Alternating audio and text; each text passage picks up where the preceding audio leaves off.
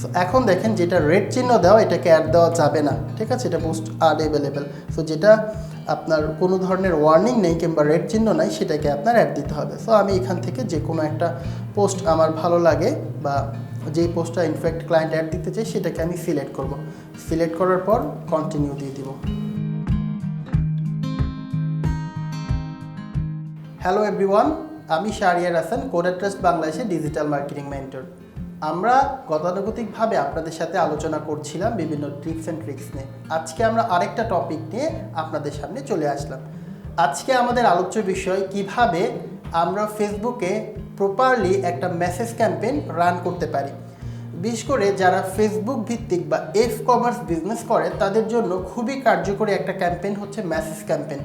অর্থাৎ যারা basically website থেকে সেল জেনারেট করতে চায় না, বরঞ্চ হচ্ছে ফেসবুকে মেসেজ থেকে কাস্টমারকে কনভিন্স করে সেল জেনারেট করতে চায়, তাদের জন্য এই টপিকটা খুবই গুরুত্বপূর্ণ। পাশাপাশি আমরা যারা মার্কেট প্লেসে কাজ করব, বিভিন্ন সময় আমাদের যদি মেসেজ ক্যাম্পেইন করার প্রয়োজন পড়ে সেটাও কিন্তু আমরা এখান থেকে দেখে সহজেই করতে পারবো। তাহলে চলুন আমরা দেখে নেই কিভাবে একটা প্রপারলি মেসেজ ক্যাম্পেইন রান করতে পারি।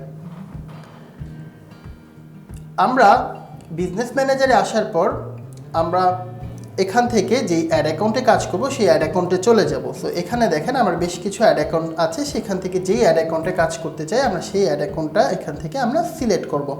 সো এখানে সিলেক্ট করার পর আমরা এখান থেকে বাম পাশে যেই ক্রিয়েট অপশন আছে সেই ক্রিয়েট অপশনে আমরা ক্লিক করব।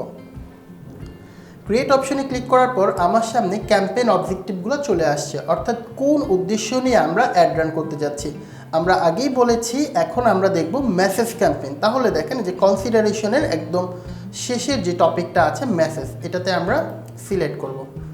সিলেক্ট করার পর আমরা এখানে কন্টিনিউ দিয়ে দেব।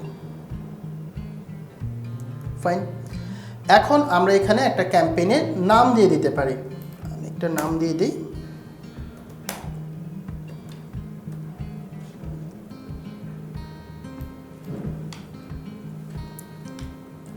আমাকে একটা মিনিংফুল নাম যখন আমরা দিব তখন পরবর্তীতে আমার মনে থাকবে যে কোন ক্যাম্পেইনটার জন্য আমি কাজ করেছিলাম। সো আমি একটা নাম দিয়ে দিলাম। সো আমার পেজের নামটা দিয়ে দিলাম, যে পেজ থেকে কাজ করছি, এবং হচ্ছে আমি ডেটটা দিয়ে দিলাম। তারপর এখানে এটা স্পেশাল এড ক্যাটাগরি না, এটা বাইং টাইপ, এখানে আমরা ডেফিনেটলি অপশন রাখবো। আর আমাদের অবজেক্টিভ মেসেজ আমরা এই মুহূর্তে এবি টেস্ট কিংবা ক্যাম্পেইন বাজেট অপটিমাইজেশন করছি না। সো জাস্ট আমরা এখান থেকে নেক্সট সিলেক্ট করে দেব। সো আমরা ক্যাম্পেইনের পার্টটুকু শেষ করলাম। এই পার্টটুকু হচ্ছে আমাদের অ্যাড সেট। সো ক্যাম্পেইনটা হচ্ছে আমরা কোন উদ্দেশ্য নিয়ে অ্যাড রান করছি, অ্যাড সেট হচ্ছে আমরা কাকে অ্যাড দেখাবো, কোথায় অ্যাড দেখাবো, আর অ্যাড হচ্ছে আমরা কি দেখাবো। সো আমরা এটা প্রপারলি ডিসকাস করছি সামনের টপিকে। সো এখন এখানে আসার পর আমরা ক্লিক টু মেসেজ এই অপশনটা আমরা এখানে রাখবো। সো আমরা স্পন্সর্ড মেসেজে যাচ্ছি না, অর্থাৎ আমরা জাস্ট ক্লিক টু মেসেজ অপশনটা থেকে অ্যাড রান করবো।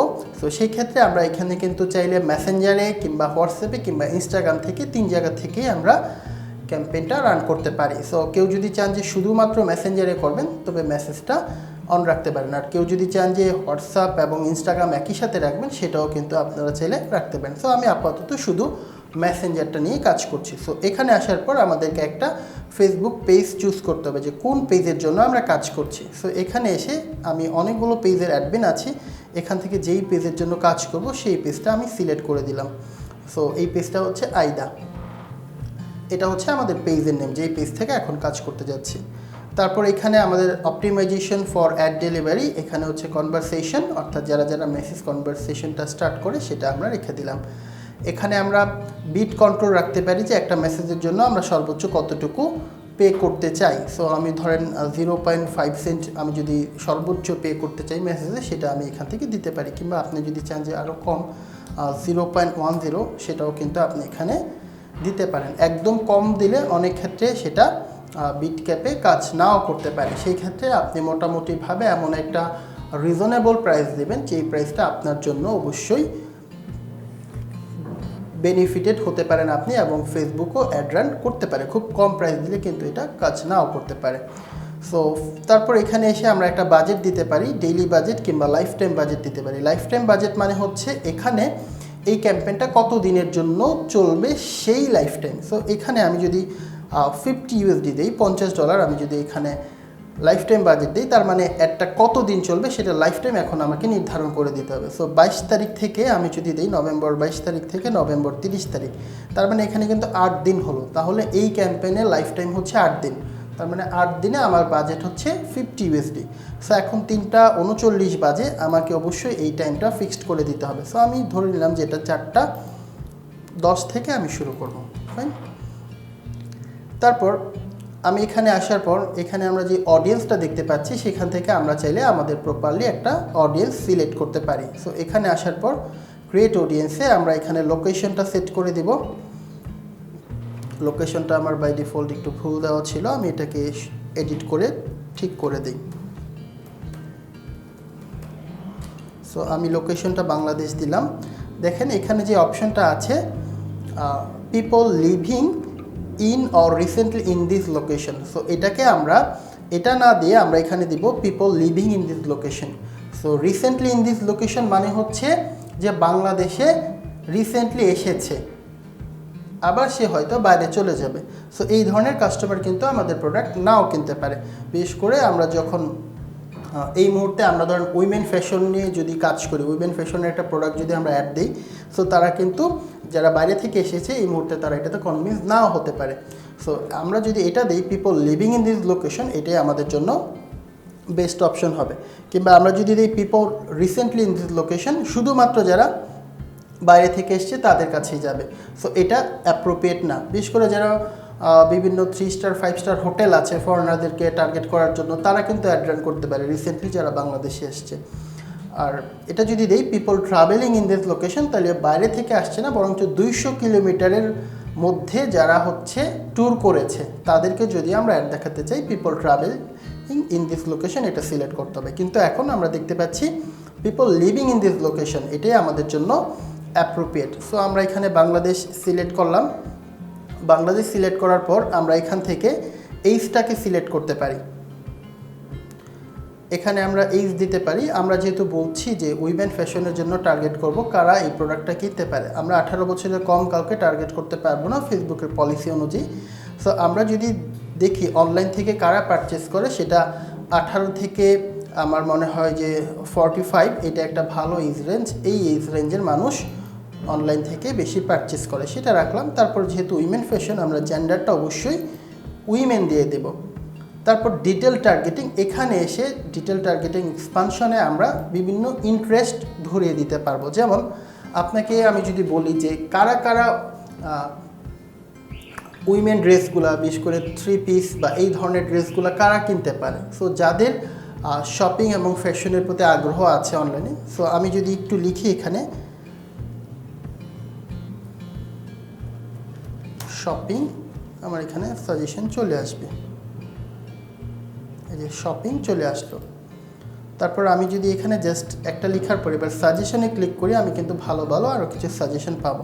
সো অনলাইন শপিং আছে, তারপর হচ্ছে শপিং এন্ড ফ্যাশন আছে, তারপর আমরা যদি এখানে দিই ফ্যাশন অ্যাক্সেসরিজ আছে, এখান থেকে ক্লথিং আছে, তারপর হচ্ছে এখান থেকে বুটিক্স আছে, ইত্যাদি অসংখ্য ধরনের ইন্টারেস্ট আছে। সো ড্রেসেস আছে, আমরা এই কয়েকটা দিলাম। সো এই কয়েকটা ইন্টারেস্ট দেওয়ার পর আমাদের ডান পাশে আমরা দেখতে পাচ্ছি যে এস্টিমেটেড অডিয়েন্স হচ্ছে প্রায় 1,22,00,000। সো এটা বিশাল বড় অডিয়েন্স হয়ে গিয়েছে। সো এত বিশাল বড় অডিয়েন্সকে আমরা রাখবো না, এটাকে আমরা চাইলে একটু ন্যারো করতে পারি। সো ন্যারো করার জন্য আমাদের এখানে যে অপশনটা আছে ন্যারো অডিয়েন্স, এটাতে আমরা ক্লিক করব। ক্লিক করার পর আমি যদি এখানে দিয়ে দিই এঙ্গেজড শপার্স। এঙ্গেজ শপার্স মানে হচ্ছে যারা রিসেন্টলি ফেসবুকের শপ নাও বাটনে ক্লিক করেছে তারা। সো যেহেতু একজন মানুষ শপ নাও বাটনে তখনই ক্লিক করে যখন তার প্রোডাক্টটা কেনার জন্য ডিটারমাইন্ড হয়। সো এঙ্গেজ শপার দিয়ে যখন আমরা ন্যারো করেছি, এর মানে আমি ফেসবুককে শর্ত দিয়েছি উপরের সবগুলো ইন্টারেস্ট মিলতে হবে, প্লাস তাকে একজন এঙ্গেজ শপার হতে হবে, অর্থাৎ রিসেন্টলি তাকে ফেসবুক থেকে কোনো কিছু কেনার জন্য শপ নাও বাটনে ক্লিক করতে হবে। এইটা যখন আমি শর্ত দিয়ে দিয়েছি ফেসবুককে ন্যারো করে, তখন দেখেন আমাদের অডিয়েন্স কিন্তু অনেক কমে গিয়েছে। সো 1,22,00,000 থেকে এখন চলে আসছে 20 লক্ষতে, তার মানে অনেক অডিয়েন্স কমে আসছে। সো আমরা সবাই কিন্তু এঙ্গেজ শপার না, সবাই কিন্তু ফেসবুক থেকে ফ্রিকুয়েন্টলি পারচেস করে না। সো আমরা কিন্তু অন্যদেরকে রাখিনি, শুধুমাত্র তাদেরকে রেখেছি। ফাইন।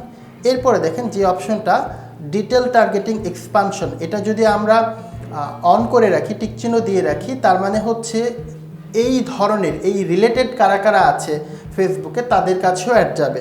আর এটা যদি আমি টিকমার্কটা উঠিয়ে দিই, দেখবেন অডিয়েন্স আরও কমে গিয়েছে।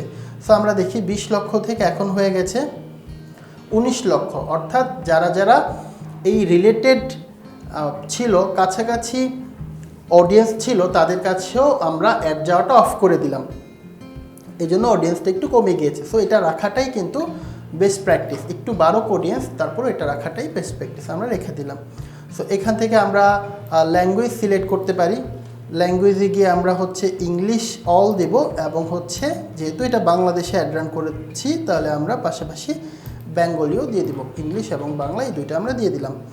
সো এই অডিয়েন্সটা যদি আমরা চাই সেভ করে রাখতে পারবো, পরবর্তীতে গিয়ে আমাদের এটা কাজে লাগবে। অর্থাৎ আমরা পরবর্তীতে যদি বুস্ট নাও করতে চাই, অ্যাড ম্যানেজারে না আসে, তখন কিন্তু আমরা সেটা বুস্ট নাও করতে পারবো যদি এই অডিয়েন্সটা সেভ করে রাখি। আমি একটু সেভ করে রাখি অডিয়েন্সটা।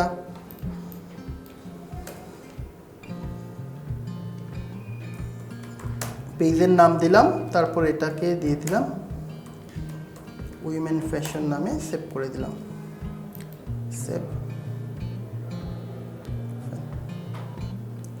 তারপর আসি এখান থেকে অটোমেটিক প্লেসমেন্ট এবং ম্যানুয়াল প্লেসমেন্ট। আমরা কি সব জায়গায় যদি অ্যাড দেখাতে চাই, তখন আমরা অটোমেটিক প্লেসমেন্টটা সিলেক্ট করব, অর্থাৎ Facebook, Instagram, Messenger, news feed সব জায়গায়। আর যদি আমরা নির্দিষ্ট কিছু জায়গায় অ্যাড দেখাতে চাই, তখন আমরা ম্যানুয়াল প্লেসমেন্টটা সিলেক্ট করতে পারি। যেমন আমি যদি চাই যে ইনস্টাগ্রাম অ্যাডটা দেখাবো না, ঠিক আছে, তখন আমি ইনস্টাগ্রামটা কেটে দিলাম, ঠিক আছে। সো এরকম করে করতে পারি। বাস বেস্ট প্র্যাকটিস হচ্ছে অটোমেটিক প্লেসমেন্টটাই রাখা।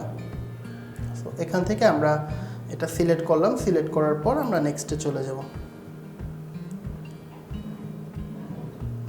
সো এবার আমাদের পেজটা অলরেডি সিলেক্ট হয়েছে, আমাদেরকে এবার জাস্ট অ্যাডটা এখান থেকে আমরা চাইলে ক্রিয়েট করতে পারি, অথবা অলরেডি যেটা পোস্ট করা আছে সেটাকেও আমরা অ্যাড দিতে পারি।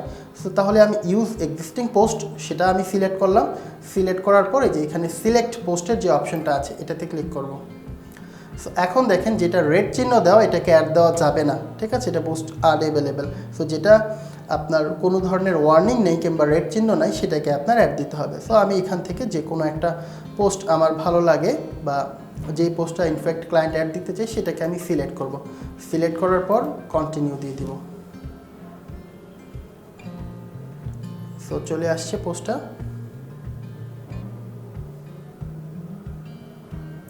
আমি একটু এবার এক্সপান্ড করি এটাকে, এটা পোস্টটা কেমন দেখাচ্ছে আপনারা দেখেন।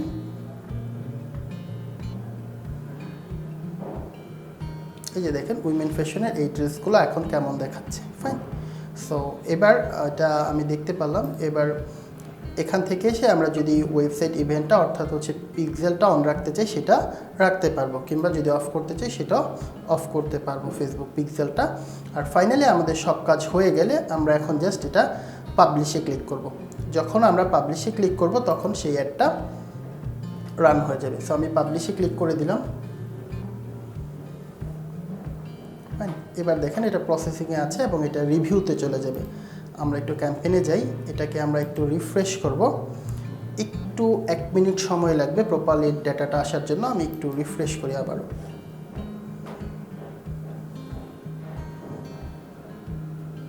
সো দেখেন আমাদের এই ক্যাম্পেইনটা যেটা আমরা সিলেক্ট করেছি, সেটা এখন শিডিউল হয়ে আছে, যেহেতু আমরা 4:10 দিয়েছি। সো এখন ফেসবুক এটাকে দেখবে প্রপারলি আমার সব কিছু ঠিক আছে কিনা। যদি A to Z সব কিছু ঠিক থাকে আমার এই ক্যাম্পেইনের, তখন এই ক্যাম্পেইনটা অন্যান্য ক্যাম্পেইনের মতো অ্যাক্টিভ করে দিবে, ঠিক আছে। এবং আমি এর রেজাল্টগুলোও কিন্তু এখানে দেখতে পারবো। সো এতক্ষণ আমরা দেখছিলাম কিভাবে ফেসবুকে একটা মেসেজ ক্যাম্পেইন প্রপারলি করতে পারি। ইনফ্যাক্ট এটাতে আমরা খুব বেশি ডিটেল টার্গেটিংয়ে যাইনি, কিংবা হচ্ছে আমরা সবগুলো অপশন একদম ভেঙে ভেঙে দেখাইনি, কজ এটা একটা লেন্দি প্রসেস প্রপারলি দেখানো। আমরা জাস্ট বেসিকটা দেখিয়েছি, কোন ওয়েতে আপনারা টার্গেটিং করে আপনাদের পেজের জন্য সুন্দর একটা মেসেজ ক্যাম্পেইন করতে পারেন। সো আশা করি সবাই এখান থেকে অনেক বেশি উপকৃত হয়েছেন। সো পরবর্তী কোনো একটা টপিকে আমরা আপনাদের সাথে আবারও হাজির হব। ততক্ষণ পর্যন্ত সবাই ভালো থাকবেন।